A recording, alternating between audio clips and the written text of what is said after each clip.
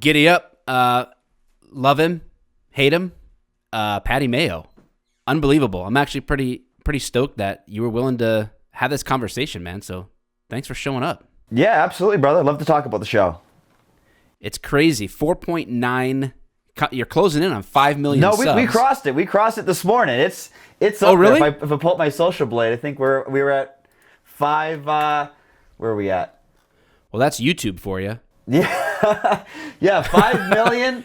Oh, well, yeah. If I click 674. in, if I click in, then yeah, it shows that. Well, congrats, dude. Thanks, brother. Appreciate it. Yeah, super excited. Is there like a 5 million sub button? Is that a thing? Is it like adamantium or something? Or what do they send? No, I think Susan Wojcicki is supposed to come to my house and deliver me dinner. I think that's the deal. She makes dinner for you at 5 mil. So I'm excited for her to come over tonight. Maybe she likes you better than she likes me, because I don't think she likes me too much. Why not? I don't know. Like when I crossed 100,000, like I'm at like 319,000 or something like that now, and I just got my silver play button like 3 Oh yeah, it weeks takes ago. a while. Yeah, it took me 6 months to get my million. Yeah, they denied me, like straight up. Like I was at like 200 and some thousand, and I sent an email, and I'm like, hey, do you send these things, or what how does that work? They're like, we reviewed your channel and you're not getting one. And I'm like, ouch. I'm like, oh, that hurts. all right. That hurts. So no dinner then, I guess, for me. Jesus. But yeah, congrats, man. That's pretty cool. Thanks. Like, I remember first getting exposed to you. I don't think anybody like recommended you or anything like that. It was just like one of those things where probably because I'm doing all the, the law enforcement type stuff on YouTube, that is just a suggested video, and it was like back from bounty hunting stuff. Yeah. So I saw this, like I don't remember what it was specifically, but it was like a crazy situation, of course, right? So like crazy situation. I'm like, man, that's nuts. And then it was like the next video that came out was also like another crazy situation, and I'm like, shit, this guy's in the thick of it here with this boxing stuff. And then the third one came out, and I'm like, wait a second, what the hell's going on? Well, as we like to say in Dutchbury, it's a hotbed of activity. So I was like, oh, okay, I think I get it. It's cool, but it was I've always like, so like from the beginning of being exposed to you, have always just thought exactly what it was. I'm like, oh, this is like quality entertainment, for Thank you. What this world. So I loved it. And then like I started getting all kinds of emails about like, oh, what do you think about Patty Mayo? And I was always like, oh no, it's cool bounty hunting stuff. They're like, no, he's working for a sheriff department now. And I'm like, oh really? And I'm like, I go back and I'm like, huh. And I like watched the first couple episodes. I'm like, oh no, this is like the same sort of like concept, but in the police world. I'm like, this is genius. And then I was like, God, I hate Patty Mayo. He really thought of something I should have done years ago. So yeah, so like, I have probably a ton of questions, but and I don't want to like certainly monopolize the conversation. I want to give you all the space in the world to talk. So like, talk about even before the current show with the sheriff angle. Talk about YouTube in general, social media in general. Like where did you get your start, and like what was the motivation behind that, and where did it all get going? The motivation to get on YouTube really was, I've always been into media editing. I worked in infomercials with my dad for a long time. He had an infomercial company, and it's just something I thought I'd be good at. I saw a lot of people on YouTube starting to make money, and I was like, wow, that's something that I could do. And it was back when like Roman Atwood was getting really big. And I looked at these kids and I'm like, I can edit at least to that quality and film to at least that quality. So let me just throw something out there and see if it works. And I did it, and I just fell in love with YouTube and creating and putting stuff out there and seeing what people thought about it. Yeah. What was some of your very first stuff that you ever did? I jumped on the prank bandwagon at first. That was like I had this French character called the Alibi. And it was like, there's like this totally ridiculous, like comical, like college humor, Van Wilder style comedy. that I ran up until about 700,000 subscribers when YouTube's adpocalypse hit and the algorithm changed, and YouTube is like, we don't like the college humor, like the sexual humor anymore, and they wanted to like change gears, and so that kind of faded out. So that's when I created the bounty hunting show. That's awesome. But if I understand correctly, you actually had some exposure to bounty hunting, like legit. You had exposure to that field, correct? Correct. Yeah, I was armed security in Florida, and with that we worked with bounty hunters to apprehend their fugitives. I also did, I think, only one apprehension in New Hampshire. In New Hampshire, it's a little bit different. You work under a private investigator's license, so I had like. I'm trying to remember back what it was called, but it's like the equivalent to like an apprenticeship. Like there's a private investigator, and he's the bail agent, and he works with apprentices, and you're able to apprehend people. So up there was in New Hampshire, a little bit different. You worked, like the police departments came with us to do that apprehension, but I only did one up there. That was cool. And then I did the armed security thing down in Florida, which is awesome. And then I also worked executive protection during Hurricane Ike in Houston. I hope I got that name right. Back in 2009. I gotcha. Yeah, I did. I don't think I've ever publicly said this, but I actually met a bounty hunter in Detroit. This is well before I ever became a cop, and I was still in college at the time, I think. So this would have been like the early to mid '90s, something like that. And I actually was doing surveillance with them and stuff like that. And I also had like one apprehension, like a legit, like I went out on my own, and I had like a Ford Tempo, I think. And nice. Did some scam on this guy. I told the people in the bottom, it was like a duplex thing, like upper and lower. And I told the people on the bottom that if they didn't tell me when he came back that they were losing their home. Like, I don't remember what rules I came up with. I really went. I don't know. That today. I went for it, man. Like, I don't know and sure as shit, I was like so surprised. My phone's ringing, like, and they're like, yeah, he's here. He's upstairs. And I came and just like, hey, scooped him right up.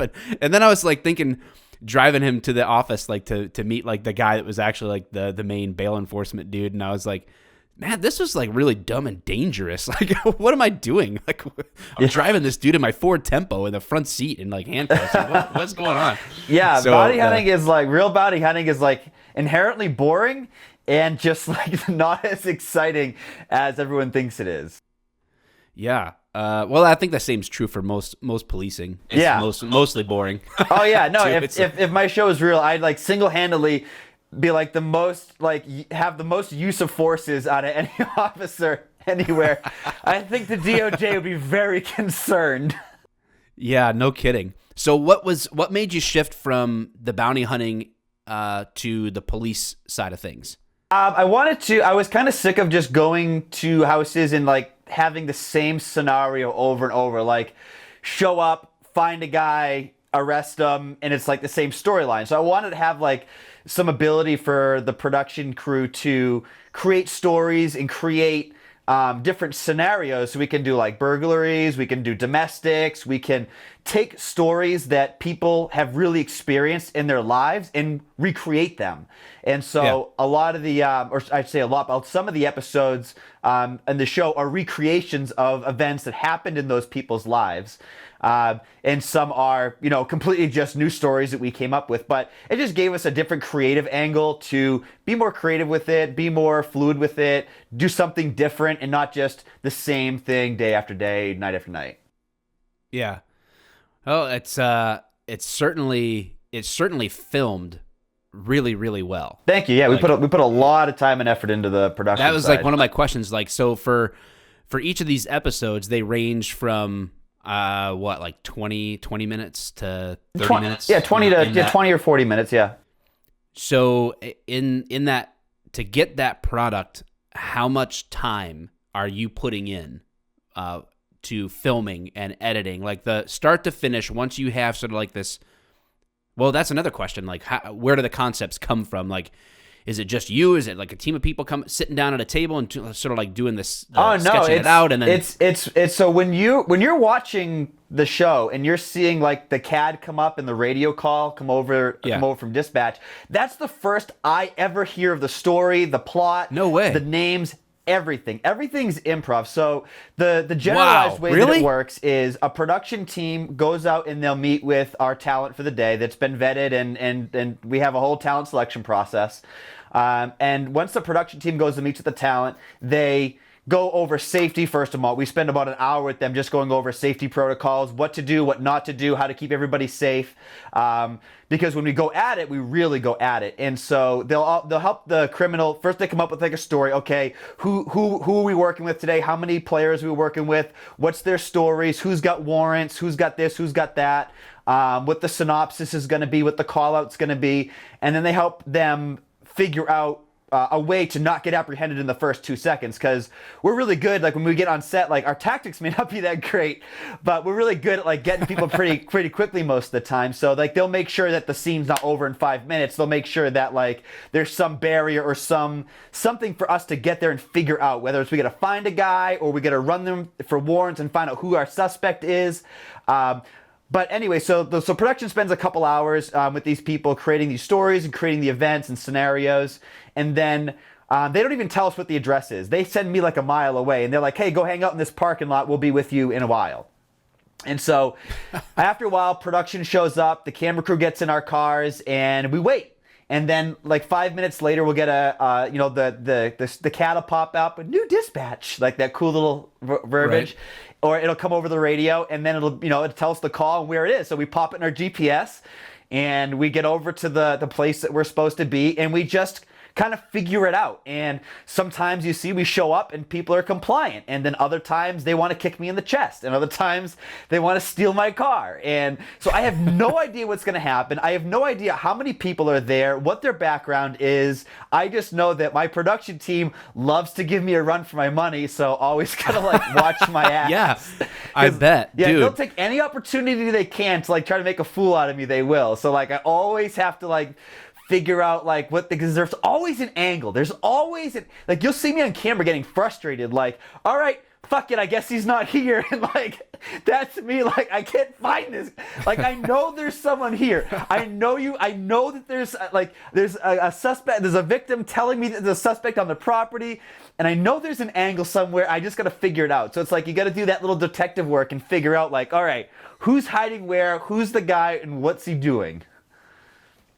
That is insane. Like I would have made some assumptions based on watching these episodes that it would have been like all you guys are sitting around a table and drinking coffee and saying like, all right, like let's do a domestic, and everybody's sort of like storyboarding this thing out so that there's a basic framework that everyone's sort of like aware of going on. I would have never ever guessed that you had no clue going into it. That is crazy. and we work with a lot of people that have criminal backgrounds. So like the first guy we ever did had done 12 years for manslaughter. Another guy we did just got out for 26 years.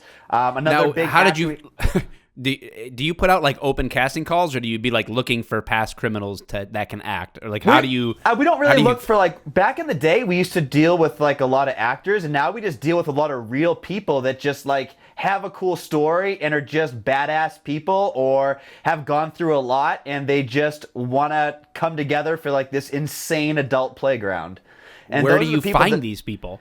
Everywhere and anywhere. I mean, we've had the parole office recommend us people. We've worked with organizations that help people coming out of the system to find employment. We find them all over the place. Wow. Okay. That's crazy. So then, man, wow, that's a really cool little fact. I don't know, that's really a surprising thing. So when you're watching it and like you see me like be kind of nervous to go in a bedroom, it's because like sometimes there's a guy on the other side that just got out of prison and he really wants to kick my ass to make a good show, and I don't want to get my ass kicked. And it's happened a couple times, and we haven't aired it. Do you? Well, yeah, you're the boss. You don't have to air that if you don't want. So, well, then that leads me to another question, which is like, okay, so how do you prepare for that? So you said you did like armed security or whatever. Like, what type of training or ongoing training do you have with that to be ready for making those scenes as realistic, obviously, as possible? I mean, I've done like basic firearm stuff and intermediate firearm stuff at like Sig Sauer Academy, and I've done a lot of hands-on stuff with friends of mine that are police officers and are police trainers. But beyond that, like no formal training, no academy training or anything like that. Obviously, I mean, just watch the videos. Right. But really, what prepares you for it is like just doing this for 3 years and knowing and figuring out like how, because these aren't people that are acting like criminals. Like in one way they act like criminals, but in the other way they act like they're on a show, right? There's like certain things like I know they're not going to put a bullet in me, right? But I know that they will jump out and tackle me. So really it's just getting a feel for it and just the experience of just dealing with all these different people over the years and all these hundreds of episodes of dealing with people, and that ends up being the training. Is like I learn my lesson each time someone makes a fool of me or gets one up on me. I just learn a little lesson and I try to do it better the next time, or like I try to be more prepared going into somebody. You know, for example, little stupid things like remembering to lock your car doors, or or just remembering to fully clear a room, or remembering to clear cars in a garage, like little things that like I know, you know, that just I get screwed up on episodes, or that people, you know, get away with, or people that, you know, get one up on me. I just kind of learn lessons, you know, through the episodes, and that ends up kind of being my training. So, okay, next, because like they're question, like simulations, right? You know? Yeah, for sure. Really cool simulations being video recorded. It's fascinating. So what about firearm safety, as far as the whole thing front to back? Like how do you handle firearms as part of these scenarios? Safety is a massive focus for us, and the firearms on the set are made prop ready. So they're if they're like we'll use like a real Glock, but we'll strip the firing pins. They'll have plugged barrels, things like that. So they're like made into a prop, made into a brick basically, and they can't be converted back. So like they're sealed, so they can't be converted into a real firearm. They can't have ammunition accidentally loaded into them. And then when we do scenarios where we do a blank firing, or when you see us do OISs, when we shoot at vehicles, we're using real live rounds, then, you know, that's a whole different scenario. You know, we bring in obviously real guns that can fire blanks and fire real ammo. The scene is made safe. It's made like basically like any firing range. We make it seem seamless with the cameras with the multiple angles, but you know, we're using all the same safety precautions that you'd see on a live range. That's awesome. Even while I add too, even when we use fake firearms, before we start the scene, we do the buddy system where everybody passes around their firearm to a buddy to check it, and just to make sure that no real firearm got into the mix somehow. Right. Yeah, that's a good idea. What about tasers? With using those, people get tased. So it's like that's legit. Oh yeah, when you see people getting tased, they're getting it. Now there's a couple scenarios like Parolee with a bat. He's holding a bat, he comes at me, and I shoot the taser at him, and he falls down. And then if you look at the end of the video, the taser, one dart went into a taxi cab. And so I was like, bro, how did you get tased? And he's like, oh, I didn't. I just fell down when I felt I got hit. And I'm like, oh shit, like fooled me. But yeah, like when you see people getting tased, they're getting tased. They go through a medical clearance first. There's only select people that we will allow to be tased. There's some people that want to be tased that we're like, no, you're not medically fit for it, or you're just, or they're too old for it. So you have to be in good medical condition. You have to have like no pre-existing medical conditions. You can't have any heart conditions. You have to be young, you know, energetic, you know, really healthy individual. And then we do those things. You know, we have the AED on set. A lot of times we have a registered nurse on set. I've been through all my EMTB courses. And so we take different precautions with the level of force that we're using in a scene. Awesome. Now, to go back for a second, like to an earlier question, how long does it take So like from the time that your production team starts with coming up with these concepts that they're keeping you in the dark in until you're like, it's film time, and then you get it done and then it's edited. What's the time frame for that? It's a multi-day process. It's definitely a multi-day process. There's a lot of things that go into making this production, and there's a lot of moving parts. So production's one side, editing's obviously a whole nother side, recruitment's a whole nother side. So when you loop everything together, I mean, to create an episode, it takes a couple days, 2 or 3 days. Yeah, that's a whole operation you got going on. Oh yeah. Have you done, and if you have, then I certainly have missed it. Have you ever done any of this live? Like you do a live stream version? Yeah, we did. I think Bounty Hunter D and I did one or two live streams. It was like a kid in an apartment. I think we did a live stream on. It was just like a regular bounty hunt apprehension. We walk in the door, apprehend the guy, and we had it streamed from I think I had my cell phone on my tack vest. I gotcha. Yeah. But yeah, we wanted to do more live stuff, but like it's much harder to do it live, right? Because if like something had to stop, then the live would be all messed up. Right. Yeah, that makes sense. Do you feel like you're just getting started with this? Like this is like you've barely scratched the surface, or do you feel like you're already thinking about the next sort of like evolution in your channel? I'm definitely working on the next evolution right now, and my goal in this entire show is to bring a TV quality show, something that's really entertaining with a high production value to YouTube that competes with TV. I think YouTube does compete with TV because that's where our generation is right now, and that's where the generation before us is, or after us is. They're looking. They watch YouTube like we watched TV growing up, and so I want to bring TV quality entertainment to YouTube, and to do that on a YouTube budget is very difficult. So that's what I'm always striving to do, is just create something that people can look at and go like, I love when like couples get together or families get together and tell me like they watch Patty Mayo night, or they and like that's cool to me. That's what I love. And people that some people watch the show and they're like, oh, this is fake, but it's entertainment and I love it. And other people are like, oh, I want to believe it's so real and I love it. And other people are like, it's fake, I hate it, I'm a troll, I'm a potato.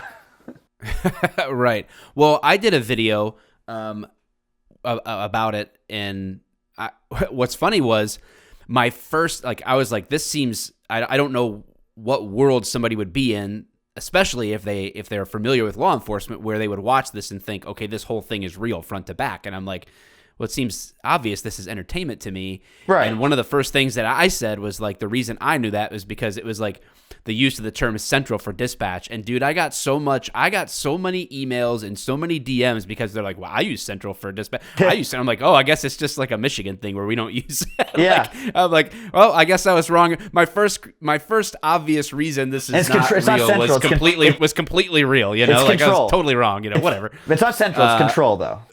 Oh yeah, that's right. Control. Yeah. Well, you'd think you'd think that they would understand when it's like control 420. Yeah. Right.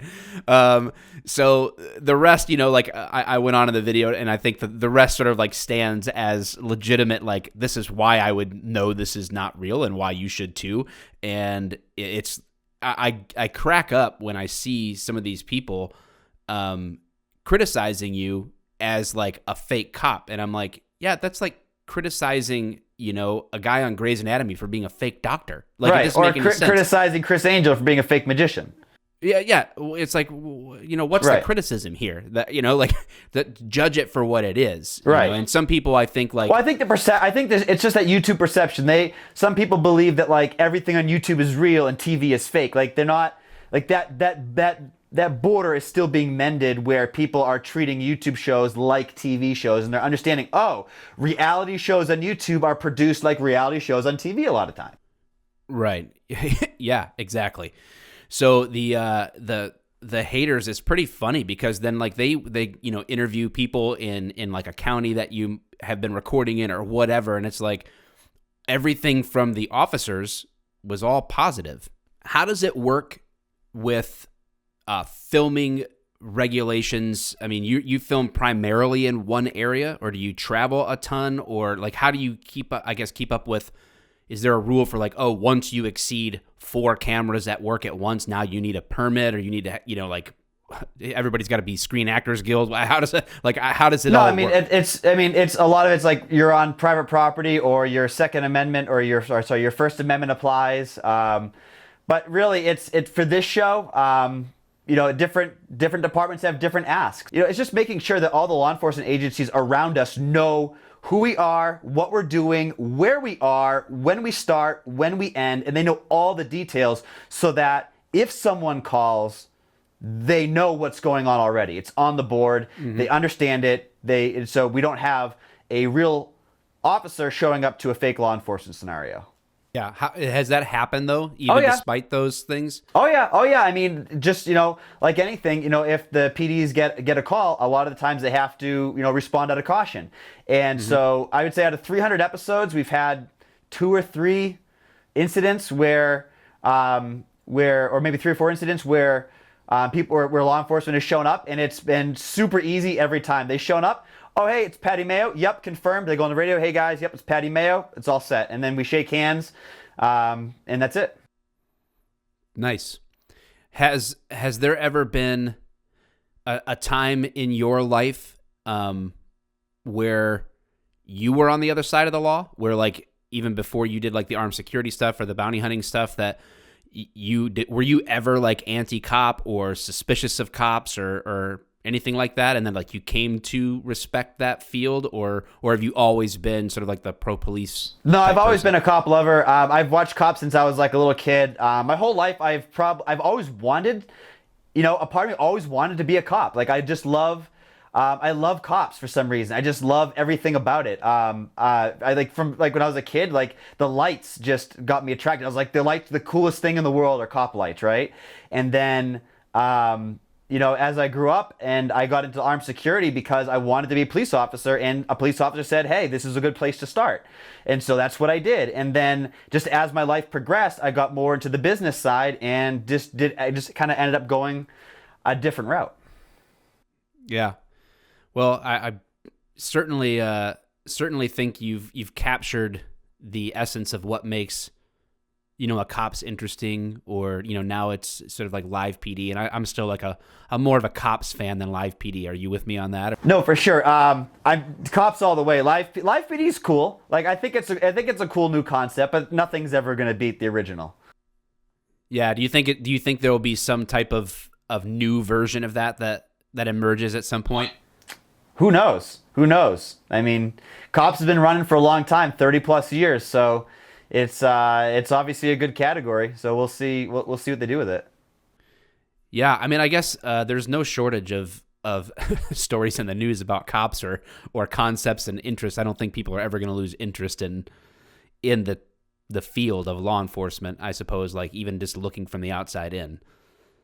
Yeah, it's an interesting category, and I'm excited to just create to create a show that shows like the sensationalized version, or like the extreme side, or the fantasy side, however people want to see it, and just something that's just fun and entertaining. Yeah, for sure. So have viewers, have they submitted ideas that you've ever used? Has anybody ever written in and said, dude, what about like this scenario? Or have any cops said like... they mostly email in wanting to be on the show. Right? Okay. Because like I could see so many stories. Like I've been in law enforcement a decade now, and I'm just thinking like in my head, like, man, there's so much material, that's like right there of real scenarios that you just can't make that stuff up, Yeah, that's why we like to use people that have a criminal background, because they have those stories, and a lot of time they bring those stories to the table. Yeah, I bet. That's awesome. Well, I mean, I guess their criminal activity in the past isn't awesome. But awesome that they're willing to, as part of like going legit to do something that was that's like that. Yeah. How do you deal with the haters? I guess that's sort of like a YouTuber question, a social media question. the critics, the haters, the detractors, all that stuff. Like, did you ever struggle with that? Or how do you typically feel or respond to that stuff? I mean, if they want to be a potato, there's potatoes in the world. There's nothing we can do about it. I don't put my energy or my focus on the haters. I put the energy and the focus on the people that love the show, and I give those people my attention, not the people that don't like the show. If they don't like the show and they want to comment negatively, that's their prerogative. That's cool. But I put my focus and my attention and my love towards the people that enjoy the show. Yeah. Well, it's pretty. I kind of, in that sense, it really is that simple. Yeah, I mean, there's such a small percentage. If you look at my approval ratings on YouTube, they're constantly 97, 98, 99%. So the naysayers are with in every facet of life. There's a naysayer, no matter who you are or what you do. But you just deal with that. You just don't. You just don't give them any attention. Yeah. Well, that's certainly one way. Like, I know on my channel, I'll take a comment that stands out to me as completely moronic, and I just pin it, and I just let everybody else just pile on. Yeah, a lot of times people nowadays too, people jump all over and someone be like, "Oh, this is fake," and then you see all the comments like, "Yeah, no shit."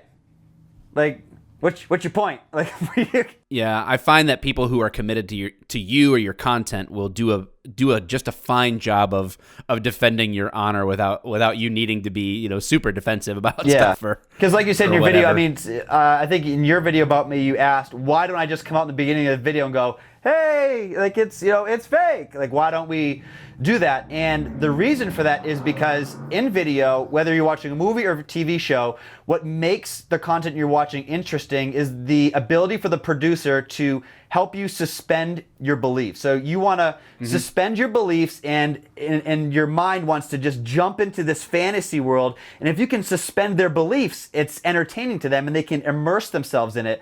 It'd be the equivalent of like a magician coming on stage and going, "Ladies and gentlemen, I'm going to make this elephant disappear. But really, It's going to go behind a second curtain that you can't see. Are you ready?" Like, no, everyone's going to be like, well, what the fuck? You just ruined it, Yeah. And so we put we put hints out there, and then when the hints weren't enough, I increased the description to make it well known enough without ruining the show for the people, that enjoy the show. Because in the production, you really need it. Like, you want to suspend people's beliefs. You want them to be in this fantasy world. You want them to be entertained for 45 minutes. And if you come out and ruin it for them with all these spoilers in the first minute, no one cares. Right. Yeah. No, it's fair point. And you shouldn't have to. I mean, it's like, imagine if the Kardashians were like, "Hey guys, welcome to the Kardashians. Our fights are a little staged and they're not going to be real, but just enjoy it." Like what the? Doesn't make any sense. Right. What was the other question I was going to ask you is, have you ever thought or attempted to go down like the YouTube Red route, or pitch this to like a Netflix or something else like that, to take this somewhere like off YouTube? Yeah, there's production companies right now that are trying to get the show on different platforms, and they've been trying for a while. But I'm kind of holding strong to YouTube until someone gives me an offer I can't refuse. Yeah, but yeah, what do you think? What do you think right now? Like, I guess as a content creator on that platform, what do you find in like the biggest strengths and weaknesses of being a YouTuber are right now? I think YouTube gives the biggest opportunity for creators to find an audience, to earn revenue, and to create a business. If you're into filming and you're into creating content, YouTube is definitely the best place for it. I think YouTube has the most stability. It has the most longevity. And I think they are as open and honest as they can be without giving away too much information so that people don't game the algorithm and abuse the system. But I don't think there's any negatives to being a YouTube creator. I think it's all positive. People could say demonetization this, or they can come up with complaints, but overall the platform, I think, is the best thing in the world. I mean, where else can a random person, a nobody, create a TV show and now a couple years later have 5 million subscribers, hundreds of millions of people watching, and get to wake up and do this as my everyday job. I mean, it's an unbelievable opportunity to do. Yeah. Do you feel like you just love it and you're not working? You know, like the whole. Oh, I know. I haven't worked. I haven't worked a day on YouTube in my life. Every day I wake up and it's, and sometimes it's easy to take YouTube for granted, and you have to look back. And I make sure I take time every week to be grateful for the opportunity that I have on YouTube, and be grateful for the opportunities I've been given, and not take that for granted, because it's so easy to after you become a YouTuber for so long, it's so easy to get used to it and think that it's you're owed it, or to think that to just assume that people are going to come back every single day. Like that's every single day that people come back, that's a gift. And so, you never take that for granted. And if you don't take it for granted, you'll always strive to be better and strive to create something that people are going to appreciate and people are going to get into. Yeah. I posted on my Twitter and on the YouTube community that I was chatting with you, and if anybody had any questions, do you mind if I cycle through a few of these just to? Yeah, I got about 6 minutes left. All right. Let's see. Let's see. Some of these I've already asked. That's why I'm trying to kind of like cycle through. Is it sexual harassment if one asks hold the Mayo, or just Biden creepy? I don't know what that. I'm like, okay. Oh boy.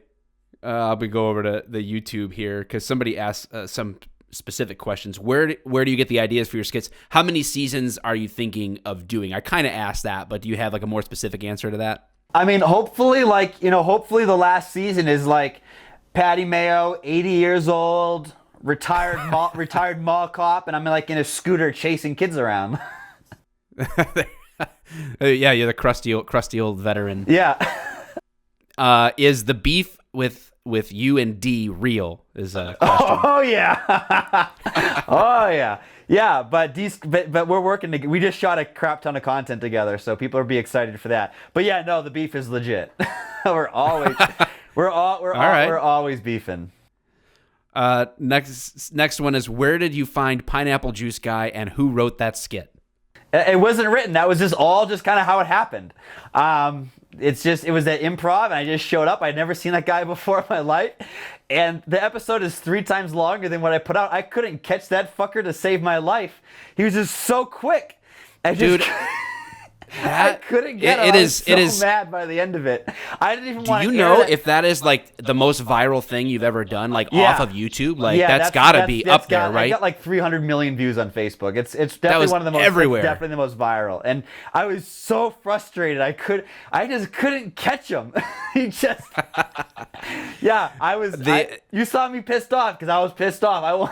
I don't like losing, and I lost that one. I lost that battle. Did he have that planned in his head? I have no idea. Or did he just off the cuff do that? I haven't talked to him since that night. I have no idea. Get out of here! That's so crazy. I would be like best friends with that dude. I don't even know his real name. That is crazy. I can't believe. He needs to come back as like this arch nemesis that you're after on the show with warrants or something. I don't know. No, if I could get him for a repeat, that'd be awesome. That is awesome. I'm gonna refresh my Twitter feed here and see if there's like some legitimate questions. Oh, somebody said, "Have you ever actually been charged for impersonating an officer?" I think we kind of covered that. No, there's no actual legal issues. No, with that, correct? No. Someone said, I know nothing about this, and we can cut this question if you don't want to answer it, but it says, why did he threaten donut operator with legal action? I don't know anything about that. Is that accurate or not accurate? That's not accurate. No, donut operator and I have a good relationship. Awesome. And I'm looking through here. My concern with donut operator when he first put it out was, I didn't want him to encourage people to approach me in public in a negative way, like attack me. That's what I was worried about. I was worried that he was going to encourage people to be like, "Oh, this is a fake show, so go attack this guy when you see him."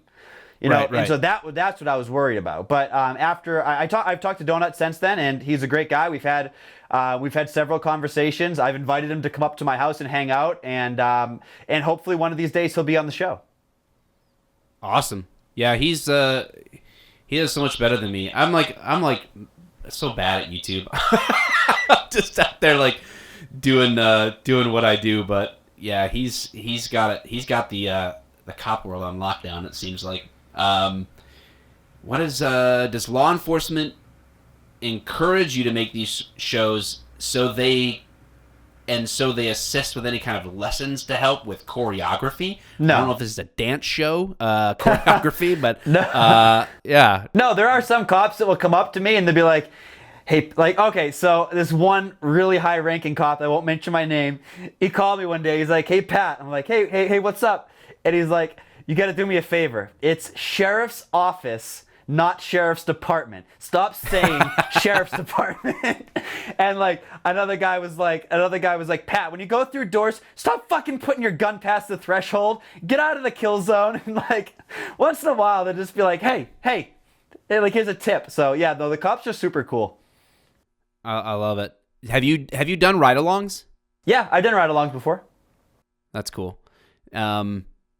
I guess, you know, we're the second biggest interview going on in the universe today. Joe Rogan has Ben Shapiro on, and then and then there's us.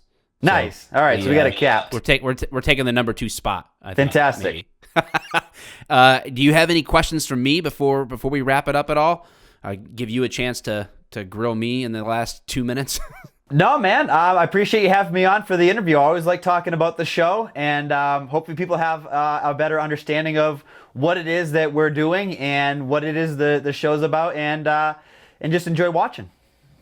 Yeah. So, guys, if you're watching this and you live under a rock and have never heard of Patty Mayo, all you got to do is type Patty Mayo into YouTube, and you will have literally weeks of entertainment. If that's what you want, you can just sit down and call off work and watch leave Patty work Mayo and watch Patty Mayo till you don't want to step on a scale anymore, because that's all you've done. So it's out there if you want it. I appreciate you being willing to come on here. I know some people are going to be like, why didn't I grill you harder about certain things? But I think that from my perspective that I put in my video, and I think that from the conversation we had, like it's very obvious where your mind is at with this stuff and what your intent is, and hopefully people can respect that even if they don't like the show or don't want to watch, I guess. So very cool. Well, that's a wrap, folks. Thanks very much for hanging out with me. Thanks, Mike. Appreciate you, brother.